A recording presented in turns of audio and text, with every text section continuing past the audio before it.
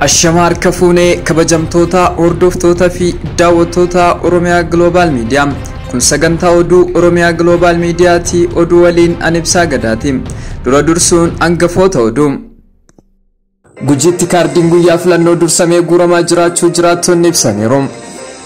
Ibsi ergama addaa gamtaa Awurooppaatti gaafatamummaa kan hin qabnee fi dhara jechuun ministeerri dhimma alaa Itoophiyaa beeksiseera. Itoophiyaatti filannoo biyyaalessaa marsaa ja'affaa irratti sagalee kennuuf lammiilee miliyoona 37,400 ol kaardii fudhachuu isaanii boordiin filannoo ifoomseera. Ergama biyyaalessaa ga'umsaan ba'uuf qophii guutuu taasisuu koomishiniin poolisii federaalaa beeksiseera. Mootummaan Chaayinaa talaallii COVID-19 doozii 100,000 Itoophiyaaf arjoomuu beeksiseera. Kabajamtoota hordoftoota fi daawwattoota Oromiyaa Global Media channel keenya subscribe gochuun odeeffannoo waayitaawwan akka isin bira gochuu dandeettu. Amma oduu bal'inaan Itoophiyaatti filannoo biyyaalessaa marsaa ja'affaa irratti sagalee kennuuf lammiilee miliyoona 37,400 ol kaardii fudhachuu isaanii boordiin filannoo ifoomseera. Filannoon kun marsaa lamaaf kan geggeeffamu yommuu ta'u marsaan jalqabaa wiixata dhufu waxabajjii 21 bara 2021 geggeeffama jedhamee eegama.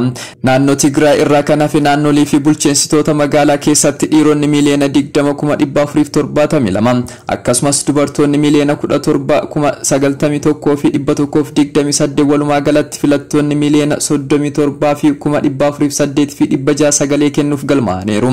Naannoo Oromiyaa lakkoofsa namoota sagalee kennuuf galmaa'an isa guddaa qabateera. Akka ragaan boordii filannoo argametti naannoo Oromiyaatti filattoonni miliyoona 15,400 ol galmaa'aniiru. Faallaa kanaan ammoo naannoo Gaambeellaatti lakkoofsi namoota filachuuf galmaa'anii gadi aanaa ta'e galmaa'eera. Naannichatti filattoota 415tti dhiyaatantu galmaa'e akka boordiin filannoo beeksisetti. Bitootessa darbee galmee kaadhimamtoota ilaalchisee ibsa baaseen walitti qabduun boordii filannoo Itoophiyaa adde Burtukaan Miidhagsaa paartileen siyaasaa 47 kaadhimamtoota 8,209 dhiyeessuu isaanii fi namoonni 125 ammoo dhuunfaan dorgomuuf akka galmaan eertee turte. Paartiin badhaadhinaa dorgomtoota 2,432 dhiyeessuudhaan baay'ina kaadhimamtootaan dursaa kan jiru yoo ta'u paartiin lammiilee Itoophiyaa haqaa hawaasummaa Izeemaa fi paartiin Innaat ammoo duraa fi duubaan kaadhimamtoota 1,385 fi 573 dhiyeessaniiru. Filannicha akka raawwachiisaniif raawwachiiftonni 254 akka bobbaafaman buufanni televezyiinii biyyaalessaa ji'oota dura gabaasee ture. Guyyaan sagaleen kennamu tokko tokkoon buufata filannootti raawwachiistota 5 kan ramadan yommuu ta'u ogeessi malawwan ittisa COVID-19 raawwachiistu tokkos ni jiraata. Walumaa galatti lakkoofsi raawwachiiftota buufataalee filannoo hundaa 52,700 akka ol guddatu taasisameera jechuun dubbatameera.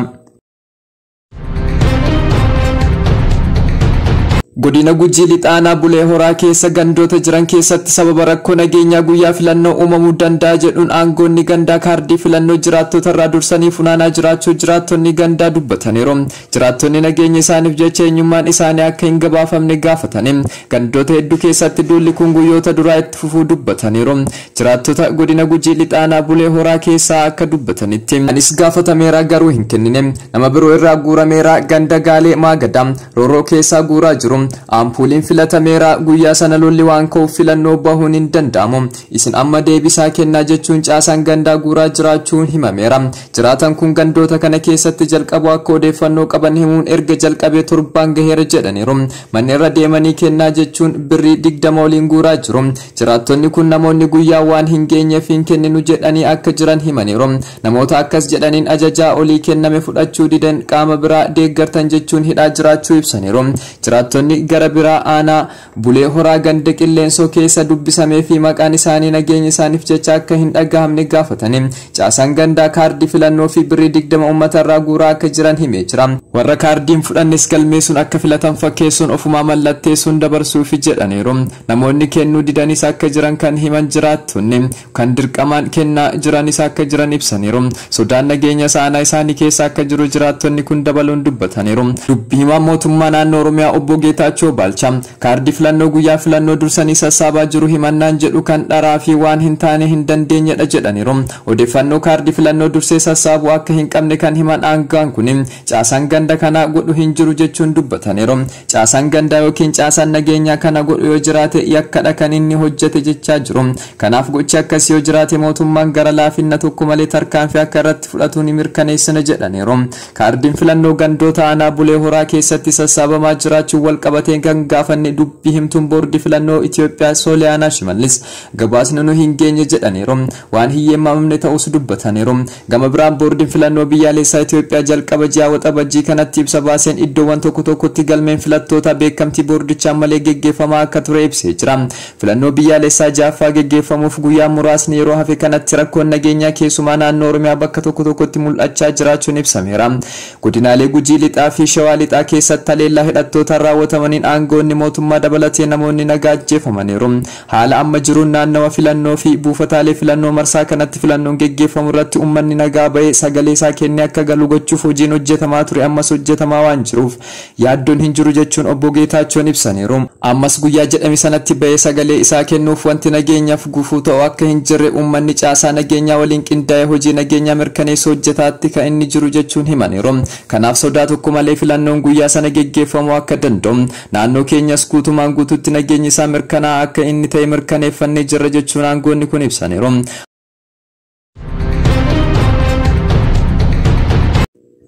Itoophiyaan haasaa ergamaan addaa gamtaa Awurooppaa Peekaa Haavistoo qondaaltonni Itoophiyaa uummata Tigraay balleessuu barbaadu jedhee dubbii miiratti gaafatamummaa hin qabnee fi dippiloomaasiin itti hir'ate jechuun gonkumaa akka hin fudhanne beeksisteetti. Ministeera dhimma alaa Itoophiyaa dubbii ministeera haajaa alaa Fiinlaand kana ilaalchisuun guyyaa jimaataa ibsa baaseen ergamaan addaa gamtaa Awurooppaa ta'uun daawwannaa Itoophiyaa fi Suudaanitti taasisan ilaalchisuun akka lakkoofsa Itoophiyaa waxabajjii 8 bara 2013 haasaa walgahii paarlaamaa koree dhimmoota alaa fi misooma gamtichaa taasisanii ture kan dubbatan. Ministeerri dhimma alaa Itoophiyaa dubbiin Haavistoo kun ifatti tuffii mootummaa Itoophiyaa kan mul'isuu fi karaa inni malleen dhimma keessoo keessa seenuuf haala mijeeffachuudha jedhaniiru. Dubbiin ergamichaa kun kan nama qaanfachiisuu fi haala qabatamaa Itoophiyaa keessa jirtu kan hin beeknedha jedhaniiru. Ministeerichi daawwannaan gabaabaa lama qofa Itoophiyaa fi uummata ishee beekaa haalli jedhan dogongora qofa osoo hin taane ilaalcha ufumaan sirrii of gochuu kan mul'isuu fi koloneeffattummaa mul'isuudha jedhaniiru. Ergamichi gamtaan Awurooppaa hojiiwwan naannoo Tigraayitti dursee kennamuuf qaban jedhan ilaalchisee waa'ee adeemsawwan jiranii dubbataniiru. Ejjannoon gamtichaa loltoonni Eertiraa naannicha gadhiisanii akka bahan deeggarsi namoomaa addaan hin cinne akka qaqqabu qorannoon bilisaa fi walabaa akka geggeeffamu mootummaan Tigraay fi mootummaan jiddugala jidduutti mariin akka geggeeffamu fi labsii dhukaasaa dhaabuu jedhanidha. Ministeerri daawwannaa isaanii gurraan dhalatti gama mootummaa Itoophiyaatiin loltoonni Eertiraa Tigraay hin galle kan jedhu dabalate sarbamawwan mirgoota namummaa fi buqqa'iinsa hin raawwatamne jedhe ture jedhaniiru.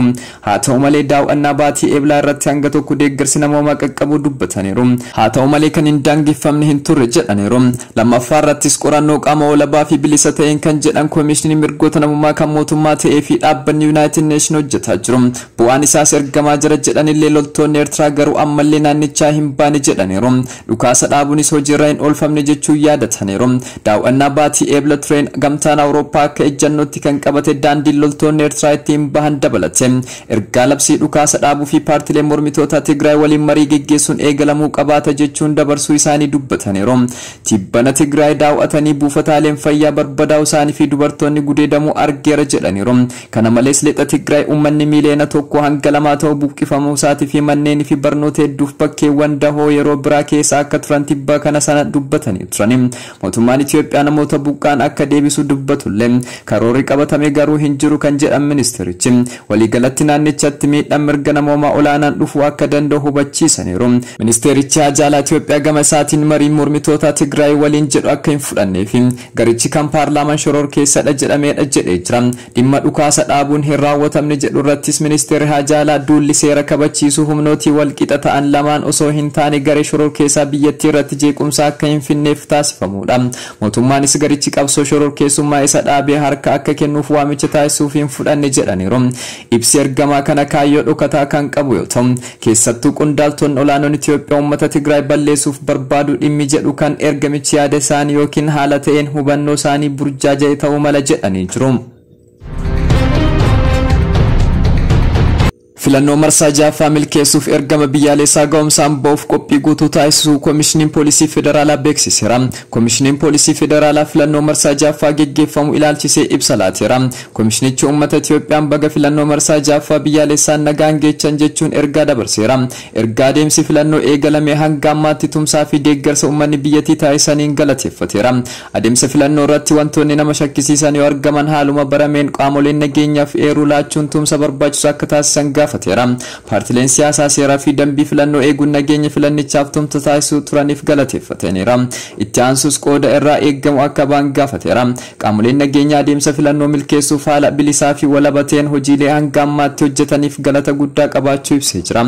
Adeemsi filannoo itti aanu karaa nagaan akka xumuramu loogii tokko malee fi itti gaafatamummaa irraa eeggamu akka ba'an hubachiiseera. Adeemsi filannoo rakkoo nageenyaa tokko malee akka raawwatu qaamoleen nageenyaa karoora qindaa'aa baafachuun filannoo dura wayita filannoo fi booda rakkoolee keessaa fi alaa mudachuu danda'an haala xiinxalluu fi sakatta'uun qophii gahaa taasisuu himee jira. Filannoo marsaa jaffaa biyyaalessaa kun karaa nagaan xumuramuun ijaarsa biyyaaf faayidaa olaanaa qabaachuu ibsuun farreen nageenyaa keessaa fi ala adeemsa filannoo gufachiisuuf socho'aa jiran qolachuuf qaamoleen nageenyaa sadarkaan jiran qophii gahaa taasisuu ibsee jira. Ergama biyyaalessaa ga'umsaan boof qophii hunda galeessa taasisuu himee jira. Tajaajiloonni hawaasummaa fi diinagdeen uummataaf laalamu sababa gahaa malee akka addaan hin cinne qaamoleen dhimmi ilaallatu itti gaafatamummaa isaa ba'uu akka qaban gaafateera. Uummanni Itoophiyaa fi qaamoleen nageenyaa waliin qindaa'uun filannoo seena qabeessu kun karaa nagaan akka xumuramu qooda isaanii akka ba'an waamicha dhiyeessee jira. Sosochii wayita filannoo fi filannoo booda taasifamu kamiyyuu karaa seeraan qofa ta'uu akka qabu komishinichi hubachiiseera. Mootummaan Chaayinaa gama dhaabbata fannoo diimaa Chaayinaa waldaa fannoo diimaa Itoophiyaaf talaallii COVID-19 doozii 100,000 arjoomeera. Itoophiyaatti ambaasaaddarri Chaayinaa Zhao Jiwan weerara vaayirasii koronaa hariiroo biyyoota lameenii daran kan cimseedha jedhaniiru. Deeggarsa eegalames gara fuulduraattis kan itti fufu ta'uu ibsanii jiru. Talaallii doozii 100,000 keessaa 40 naannoo Tigraayiif kan raabsamu ta'uu ibsameera.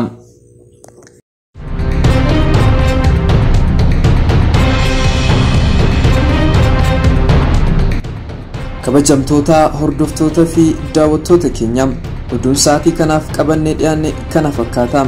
Sagantaa Oromiyaa Global Media Afaan wajjin turtii gaarii.